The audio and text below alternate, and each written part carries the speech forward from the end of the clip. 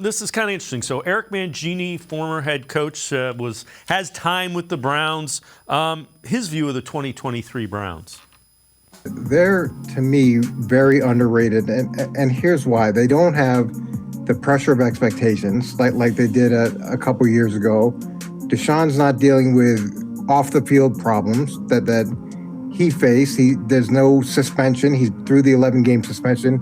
He's played games with the team. That's another big part of it. He's back to playing football. He had the year off even prior to getting to Cleveland. And if he's the guy that, not too distant past threw 33 touchdowns and 7 picks, that changes the dynamic of Cleveland's offense dramatically.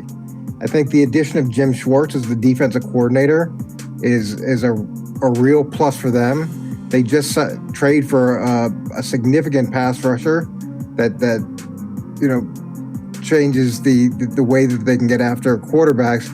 There's a lot of good things there, and that's not even taking into account how efficient and how dangerous they are just running the ball. And I think that's a very fair assessment of what 2023 looks like. Yeah, for sure. And I get that maybe nationally the Browns are being overlooked, and I just think that makes sense. There's too many other big-name quarterbacks and talented teams that have proved how good they can be. And the Browns haven't, and consistently good, right? The Browns had a flash in 2020, have changed quarterbacks since then, haven't been able to duplicate that. But you have the Chiefs and the Bengals and the Bills, even, the Ravens and the Steelers that are consistently good.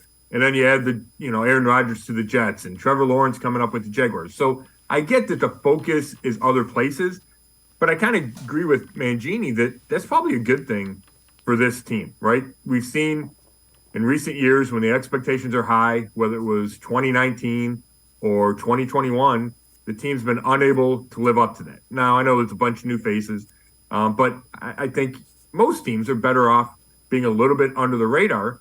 And I just think the roster's pretty good, and you have the potential for your quarterback to be really good. And like we said a billion times, Dave, that's what's going to determine so much of this season.